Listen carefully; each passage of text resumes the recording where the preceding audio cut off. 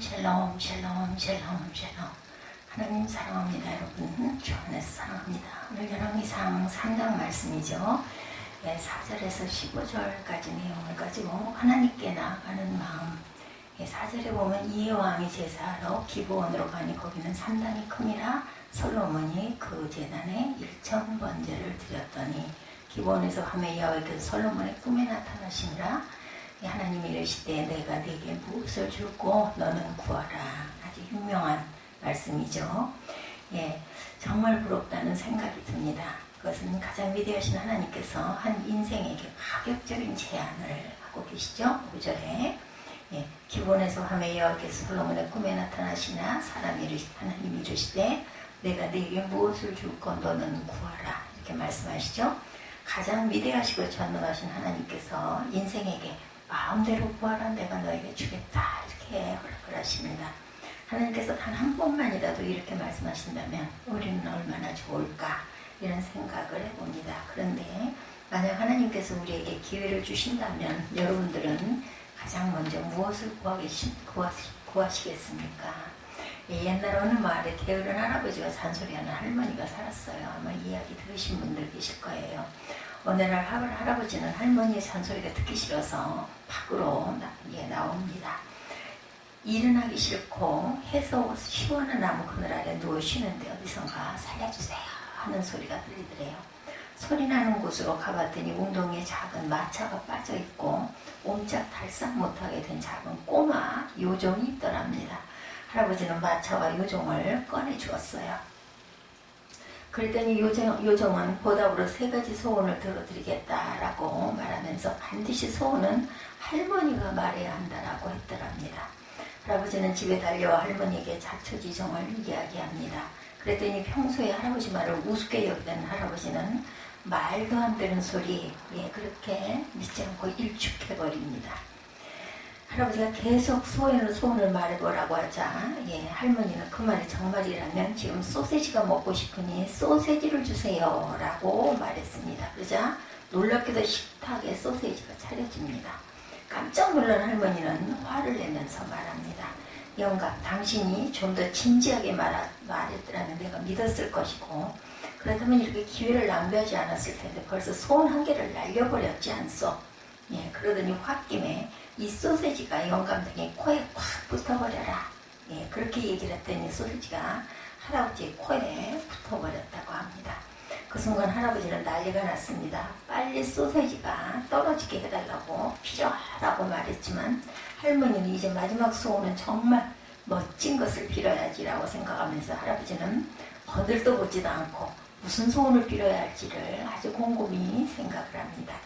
그러는 동안 소세지 냄새를 맡고 쥐들이 나타나 할아버지 코에 붙어있는 소세지를 갉아먹기 시작했고 할아버지는 코까지 먹힐 위기를 만납니다.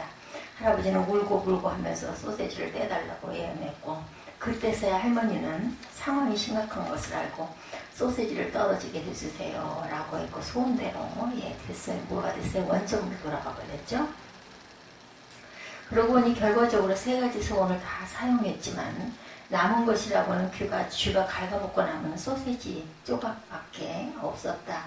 이런 기막힌 이야기 여러분 아마 들어보셨을 겁니다. 이 동화를 들으면서 세상에 믿을 사람 아무도 없다는 생각 여러분들 들지 않으십니까? 그 동화의 끝에 할아버지 할머니가 금슬이 좋아졌다고 하니 그나마 귀한 걸 얻은 거죠. 다시 본문으로 돌아와 봅니다. 솔로몬은 무엇을 구했어요? 솔로몬이 구한 것은 하나님을 정말 기쁘시게 했던 거예요. 하나님께서는 그가 구하는 것을 들으시고 10절에 보면 아주 마음에 흡족했다라고 말하죠.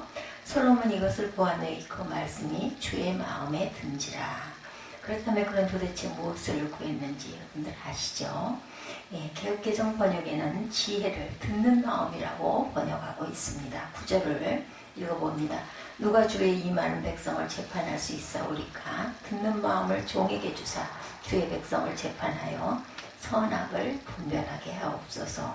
하나님께서는 그가 구한 것을 매우 마음에 들어 하셨어요. 그렇다면 여러분 하나님께서는 마음에 들어 하셨다는 것 무슨 뜻일까요? 그가 지혜, 즉 듣는 마음을 구했기 때문일까요? 그렇지 않습니다. 여기 우리는 혼돈에 빠질 때가 많은데 하나님께서 기뻐하시는 이유는 그가 구한 내용 때문이 아니라 구하는 이유 때문이었다는 것을 잊지 마십시다. 하나님께서 그 듣는 마음 자체보다 듣는 마음을 구하는 이유, 무엇을 구하느냐 하는 것보다 왜 그것을 구하느냐가 중요합니다. 공부를 잘하게 해달라고 기도한 학생들에게 왜 기도하는지 이유가 분명해야 하고 그 이유가 하나님의 마음에 들어야죠. 돈을 많이 벌게 해달라고 기도하는 사람이 있다면 왜 그렇게 기도하는지, 왜 돈을 많이 벌어야 하는지 그 이유가 하나님의 마음에 들어야 한다는 거죠. 우리의 모든 기도가 다 그렇습니다. 그렇다면 솔로몬은 무슨 이유로 듣는 마음을 구했어요? 아버지 다윗을 이어 이스라엘의 왕이 된 솔로몬은 깊은 고민에 빠집니다. 그의 고민은 사람들이 하는 많은 고민들을 두 가지로 나눌 수가 있는데, 하나는 삶의 수단을 위한 고민, 살긴 살아야 할 텐데 무엇을 먹고 무엇을 마시며 어디서 자면서 살아야 할 것인가, 기본적인 고민이죠. 남보다 더 잘 먹고 잘 입고 좋은 집에 살기 위한 고민, 남보다 더 출세하고 남보다 더 즐기면서 살기 위한 고민. 그러나 이와는 차원이 다른 고민이 또 하나 있죠. 그것은 삶의 목적을 위한 고민입니다. 이런 고민을 하는 사람은 더 잘 먹고 더 잘 입고 좋은 집에 사는 것, 더 출세하는 것에는 큰 관심이 없고, 오히려 그런 무엇을 위해 살 것인가 하는 것이 인생의 목적을 두고 고민합니다. 가치 있게 살려면 내가 과연 무엇을 하고 살아야 할 것인가. 그는 밥이나 중에는 사람이 되지 않고 후회 없이 주어진 사명을 완수하기 위해서 고민하죠. 사명을 완수할 수만 있다면 고난도, 가난도, 불편함도 감수할 수 있는 각오가 되어 있습니다. 한마디로 어떤 사명을 위해 어떻게 사명을 감당하면서 살 것인가, 이것이 그의 고민이죠. 솔로몬의 고민은 이 둘 중에 후자였습니다. 어떻게 살 것인가, 무엇을 위해 살 것인가, 이게 중요했습니다. 그가 먹고 입고 살기 위한 고민할 필요는 없는 왕이었죠. 그에게 고민이 있다면 어떻게 하면 왕의 사명을 잘 감당하고 갈 수 있을까 하는 고민이었습니다. 사명을 위한 거룩한 고민이죠. 7절에서 9절을 보면, 나의 하나님 여호와여, 주께서 종으로 종의 아버지 다윗을 대신하여 왕이 되게 하셨사오니 그들은 큰 백성이라 수요가 많아 셀 수도 없고 기록할 수도 없사오니 누가 주의 이 많은 백성을 재판할 수 있사오리까. 듣는 마음을 종에게 주사 주의 백성을 재판하여 선악을 분별하게 하옵소서. 이렇게 기도했습니다. 백성을 잘 재판하여 선악을 분별하고 백성을 바르게 인도하여 왕으로서의 사명을 이루기 위해서 듣는 마음, 지혜의 마음을 구한 것이죠. 이에 대한 하나님의 응답 11절입니다. 이에 하나님이 그에게 이르시되 내가 그것을 구하는구나. 자기를 위하여 장수를 구하지 아니하고 부와 부도 구하지 아니하며 자기 원수의 생명을 구하지도 아니하고 오직 송사를 듣고 분별하는 지혜를 구하였으니, 여기서 중요한 것은 자기를 위하여 구하지 않았다라는 것이죠. 오직 백성을 위해 왕의 사명을 완수하기 위해 구하였다. 하나님께서 이러한 그의 마음을 기뻐하신 것입니다. 여기서 하나님께서 무엇을 기뻐하시는지가 분명히 드러나죠. 하나님께서는 사명을 위해 고민하는 사람을 사랑하십니다. 고민한다는 것은 삶을 진지하게 살고자 애쓴다라는 증거죠. 특히 그 고민이 하나님께서 주신 사명을 위한 것일 때 더욱 뜻이 있고 아름답습니다. 반면에 인생에 대해 진지하지 않는 태도, 아무런 사명감도 없이 사는 것, 삶에 대한 외견심이 없이 흘러가는 대로 욕망대로 사는 것은 하나님이 원하지 않으십니다. 하나님께서는 우리가 삶의 수단을 위한 고민을 버리고 삶의 목적을 위한 고민으로 옮겨가길 원하시죠. 주님께서 마태복음 6장 31절에 그러므로 염려하여 이르기를 무엇을 먹을까, 무엇을 입을까, 무엇을 마실까를 염려하지 말라, 이렇게 말씀하시죠. 그럼 정말 우리가 추구해야 할 것은 사명을 위한 고민임을 가르칩니다. 6장 33절에 보면, 마태복음 6장 33절에 보면, 그런즉 너희는 먼저 그의 나라와 그의 의를 구하라. 그리하면 이 모든 것을 너희에게 더하시리라. 여기 하나님의 나라와 하나님의 의를 구하라는 말씀이야말로 크리스찬들로서의 사명을 위해 고민하고 노력할 것을 말씀하신 것이다. 이렇게 보면 솔로몬이 구하는 듣는 마음, 지혜는 인생의 목적이 아닌 수단입니다. 지혜가 있어야 내가 백성들을 잘 재판을 해서 잘 바르게 정의로 공의로 내가 이룰 수 있지 않겠느냐. 솔로몬의 인생의 목적은 이스라엘의 왕으로서의 사명을 이루는 것입니다. 그 사명을 위해 듣는 마음, 지혜라는 수단이 필요했습니다. 왜 하나님께서는 삶의 목적을 위해 사명을 위해 고민하면서 구하는 사람들을 기뻐하셨을까? 그 이유는 주님의 마음도 그러하셨기 때문이죠. 예수께서 세상에 계실 때의 모습을 생각해 보면 예수님은 늘 당신의 메시아 사명을 잊으신 적이 없습니다. 아무리 많은 사람들이 열광하며 따라다녀도, 아무리 신분 높은 사람들이 산의 진미로 대접을 한다 해도, 아무리 좋은 집에서 주무신다 해도 메시아로서의 사명을 이루지 못하면 아무런 의미가 없음을 아셨죠. 오히려 사람들에게 욕을 당해도, 머리 둘 것도 없이 고생을 하셔도 마지막에는 십자가를 지고 죽으시더라도 메시아의 사명을 이루는 것이 주님의 목적이었습니다. 주님은 늘 이렇게 기도하시죠. 제자들은 사명에 대한 인식이 없어 깊이 잠들어 있었지만 주님은 새벽마다 산에 올라가 기도하셨습니다. 그 기도는 좋은 것을 먹고 입기 위한 기도가 아니었고 메시아 사명의 그 완수를 위한 기도였죠. 겟세마네 동산에서의 기도도 십자가를 짐으로써 메시아 사명을 완수하기 위한 기도였습니다. 그러므로 삶의 목적, 삶을 위한 사명을 위해 고민하며 기도하는 사람들을 주님은 기뻐하시고 주님의 모습을 닮은 하나님의 귀한 자녀들이죠. 사명을 위해 구하시고 살아가는 목적과 이유를 위해 기도하십시오. 더 잘 먹고 입기 위한 기도에 매달리지 마시고 예수께서 그것은 이방인들이나 구하는 것이라고 말씀하셨죠. 그리고 기도하셨으면 그 후에는 사명을 위해서 또한 최선을 다하여 노력해야죠. 삶의 목적 불편하고 부족하고 어렵더라도 낙심하지 말고 권태롭고 짜증이 나더라도 원망하지 마시기 바랍니다. 늘 일상생활에서 사명자로서의 충성을 다하시길 바랍니다. 좀 불편하고 힘들어도 사명을 이루어가고 있다면 기뻐하고 감사하시기 바랍니다. 인생은 얼마나 좋은 것을 먹고 있고 살았는가로 평가되지 않습니다. 오직 사명자로 살았는가, 이것이 아주 중요하다는 것을 잊지 마십시다. 성도가 은혜를 받으면 삶에 임하는 태도가 확연히 달라집니다.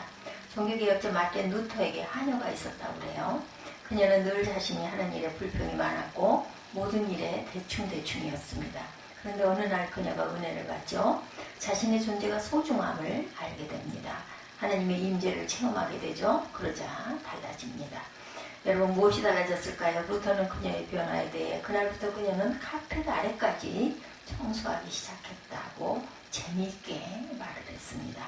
어떤 가정주부가 은혜를 받아 싱크대 앞에 이렇게 써붙였다고 합니다. 주님, 이 싱크대가 제 사명의 현장임을 고백합니다. 성도 여러분의 사명의 현장은 과연 어디이십니까? 깊이 생각해 보시기 바랍니다. 그리고 사명을 위해 무엇을 구해야 할지를 생각하고 잘 구해서 솔로몬처럼 하나님의 합한 자, 하나님의 마음에 드는 그런 기도를 하시기를 주님의 이름으로 축복합니다. 그렇다면 하나님의 마음에 들게 구하는 기도가 중요한 이유는 그렇게 될 때 구하지 않은 나머지도 얻죠. 보면 하나님께서 12, 13절에 말씀합니다. 내가 내 말대로 하여 내게 지혜롭고 총명한 마음을 주느니 내 앞에도 너와 같은 이가 없었고 내 뒤에도 너와 같은 자가 일어나니 없으리라. 내가 구하지 아니한 부귀와 영광도 내게 주리니 내 평생의 왕들 중에 너와 같은 자가 없을 것이라. 하나님께서는 그가 구한 것을 주실 뿐이 아니라 그가 구하지 않은 것까지도 주셨습니다. 왕의 사명을 이룰 수 있는 것도 주시고 누구보다 잘 살 수 있도록 모든 필요의 약속을 다 해주시죠. 마태복음 6장 33절도 그런즉 너희는 먼저 그 나라와 의를 구하라. 그리하면 나머지 모든 것도 더해 주시겠다라고 말씀하시죠. 우리 모두가 이런 축복을 얻기 원합니다. 이제 마지막 말씀을 드리고자 합니다. 사명을 깨달은 사람은 하나님께 구해야 하는데 이를 위해 필요한 것이 무엇인가? 너무도 당연한 이야기입니다. 하나님께 나아가야 합니다. 하나님의 보좌 앞에 엎드려야 합니다. 솔로몬은 기브온 산당에 올라갔어요. 당시 성전이 없었기 때문에, 그리고 일천번제라는 엄청난 제물을 드리기 위해 규모가 큰 기브온으로 올라간 것이죠.